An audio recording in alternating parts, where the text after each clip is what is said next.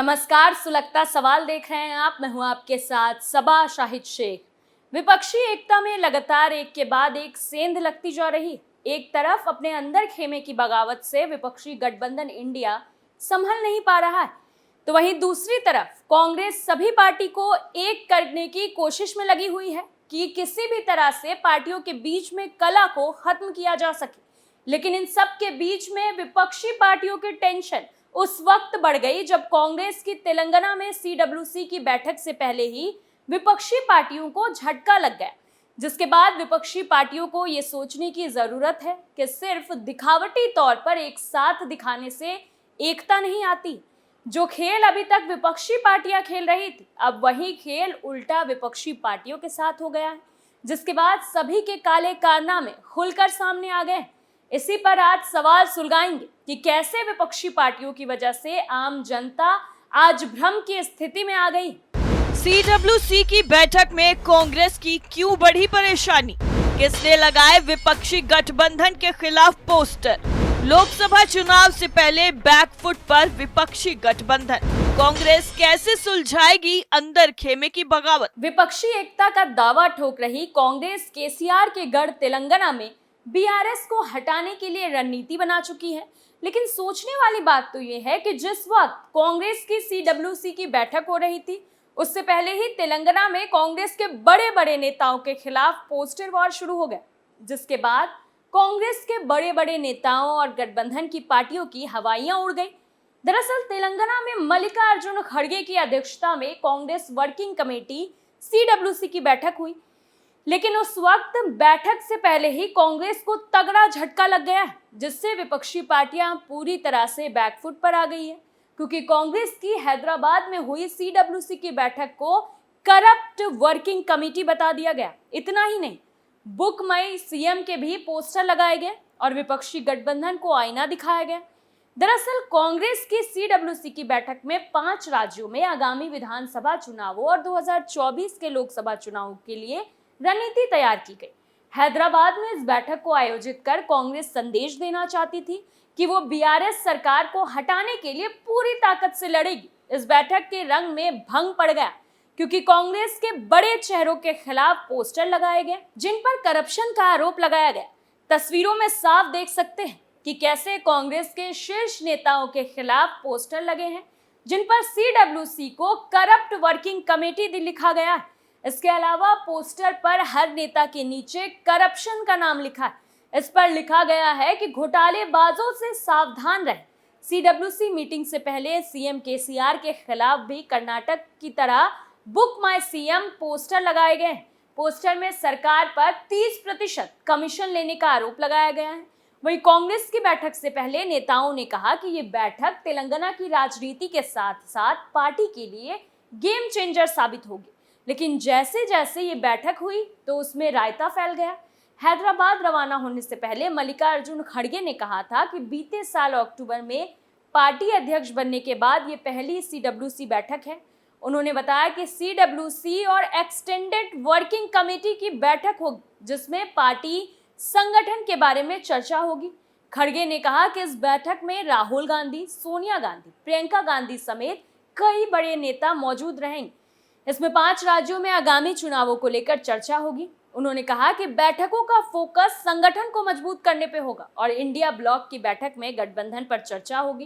कांग्रेस महासचिव केसी वेणुगोपाल ने कहा कि हमने 90 लोगों को आमंत्रित किया है, लेकिन उनमें से 6 ने व्यक्तिगत कठिनाइयों के कारण भाग लेने में असमर्थता के बारे में हमें सूचित किया। हमारे 4 मुख्यमंत्री सहित अन्य सभी 84 लोग भाग लेंगे। उन्होंने कहा कि 17 सितंबर को तेलंगाना राष्ट्रीय एकता दिवस मनाया जाता है। रविवार की शाम को हैदराबाद के पास मेगा रैली आयोजित की जाएगी, जहां कांग्रेस तेलंगाना विधानसभा चुनावों के लिए 6 गारंटियों की घोषणा करेगी। विपक्षी पार्टियों के नेताओं को पोस्टर के जरिए निशाना बनाया गया है। उसमें बड़े बड़े नेताओं के नाम भी शामिल हैं, जिसमें सबसे पहला नाम कांग्रेस के राष्ट्रीय अध्यक्ष मल्लिकार्जुन खड़गे का है। मल्लिकार्जुन खड़गे पर आरोप। खड़गे को एक कट्टर कांग्रेसी और गांधी परिवार का बेहद वफादार माना जाता है। खड़गे कई मंत्रालयों में अपनी भूमिका निभा चुके हैं। स्वभाव से शांत खड़गे कभी भी किसी बड़े राजनीतिक विवाद में नहीं उलझे। लेकिन इन सब के बाद भी कुछ मामलों में वो खुद को विवादों में फंसने से नहीं बचा सके। 2014 में मल्लिकार्जुन खड़गे के खिलाफ एक लोकायुक्त शिकायत दर्ज की गई। इसमें आरोप लगाया गया था कि उनके पास 50,000 करोड़ रुपए की संपत्ति, जो उनकी आय के ज्ञात स्रोतों से अधिक थी। वहीं कर्नाटक बीजेपी ने 2008 में आरोप लगाए थे कि खड़गे के पास चिकमगलूर जिले में 300 एकड़ का कॉफी बागान है, जिसकी कीमत 1,000 करोड़ रुपए से अधिक है। वहीं बेनरघट्टा में 500 करोड़ रुपए का एक विशाल परिसर है। भाजपा ने 2018 में आरोप लगाए थे। मल्लिकार्जुन खड़गे यंग इंडिया लिमिटेड के अधिकृत प्रतिनिधि हैं, जो एसोसिएटेड जर्नल्स के मालिक हैं। नेशनल हेराल्ड मनी लॉन्ड्रिंग मामले में यंग इंडिया ईडी की जांच के दायरे में है। हाल में जांच एजेंसी ईडी ने गांधी परिवार के बेहद करीबी खड़गे को 5,000 करोड़ रुपए के कथित मनी लॉन्ड्रिंग मामले में तलब किया था।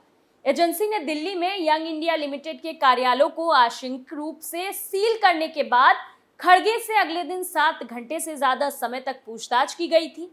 राहुल गांधी सोनिया गांधी पर आरोप। बीजेपी नेता सुब्रमण्यम स्वामी ने 2012 में दिल्ली के पटियाला हाउस कोर्ट में एक याचिका दाखिल करते हुए सोनिया गांधी, राहुल गांधी और कांग्रेस के ही मोतीलाल वोरा, ऑस्कर फर्नांडीज, सेम पित्रोदा और सुमन दुबे पर घाटे में चल रहे नेशनल हेराल्ड अखबार को धोखाधड़ी और पैसों की हेराफेरी के जरिए हड़पने का आरोप लगाया।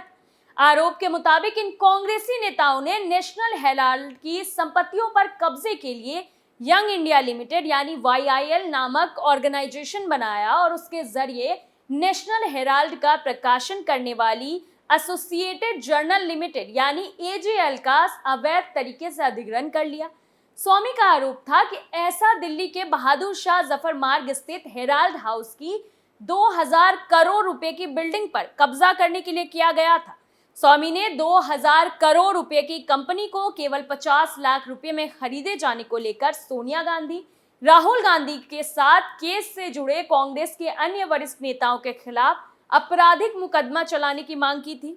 इस मामले में जून 2014 में कोर्ट ने सोनिया, राहुल समेत अन्य आरोपियों के खिलाफ समन जारी किया। वहीं अगस्त 2014 में ईडी ने इस मामले में स्वतः संज्ञान लेते हुए मनी लॉन्ड्रिंग का केस दर्ज किया। दिसंबर 2015 में दिल्ली के पटियाला कोर्ट ने सोनिया, राहुल समेत सभी आरोपियों को जमानत दे दी। मनमोहन सिंह पर आरोप। 1992 में 4,000 करोड़ रुपए के बैंकिंग घोटाले ने हिलाकर रख दिया। इसके ठीक 1 साल पहले मनमोहन सिंह ने ऐतिहासिक बजट पेश किया था। उस बजट ने भारतीय अर्थव्यवस्था को खोला था। हर्षद मेहता से जुड़े स्टॉक मार्केट घोटाले की छींटे तत्कालीन वित्त मंत्री मनमोहन सिंह तक भी पहुंची थी। जेपीसी ने स्टॉक मार्केट घोटाले में उन पर सवाल उठाए थे। उन्होंने तत्कालीन प्रधानमंत्री नरसिम्हा राव को इस्तीफा तक भेज दिया था। हालांकि राव ने उनसे अधूरे कामों को पूरा करने के लिए कहा था। वैसे तो पूर्व प्रधानमंत्री मनमोहन सिंह पर कोयले के घोटाले का भी आरोप था, लेकिन उसमें उन्हें क्लीन चिट मिल गई। सलमान खुर्शीद की पत्नी पर आरोप। कांग्रेसी राज के दौरान घोटाले के एक मामले में अदालत ने कार्रवाई की। कांग्रेस सरकार में विदेश मंत्री रहे सलमान खुर्शीद की पत्नी लुईस खुर्शीद और एक अन्य करीबी के खिलाफ लाखों की सरकारी रकम के गबन के मामले में गैर जमानती वारंट जारी कर दिया गया था। उत्तर प्रदेश में फर्रुखाबाद की एक अदालत ने doctor Zakir Hussain memorial trust में 71 लाख रुपए से ज्यादा के कथित गबन के मामले में पत्नी लुईस खुर्शीद समेत 2 लोगों के खिलाफ गैर जमानती वारंट जारी किया। लुईस के साथ ट्रस्ट के सचिव अतहर फारूकी के खिलाफ गैर जमानती वारंट जारी किया।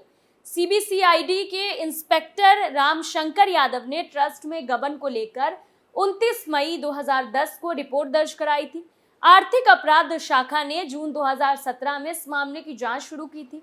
इस मामले में 30 सितंबर 2019 को आरोप पत्र दाखिल किया गया था। आरोप पत्र के अनुसार doctor Zakir Hussain memorial trust को मार्च 2010 में यूपी के 17 जिलों में दिव्यांगों को व्हीलचेयर, ट्राईसाइकिल और हियरिंग एड देने के लिए सरकार से 71,50,000 रुपए मिले थे। वहीं इसमें राज्य के वरिष्ठ अफसरों के फर्जी साइन करके और मुहर लगाकर केंद्र सरकार से पैसा लेने का आरोप लगाया गया।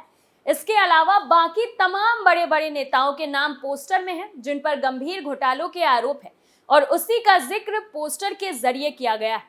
सुलगता सवाल में फिलहाल के लिए इतना ही। देखते रहिए कैपिटल टीवी। नमस्कार।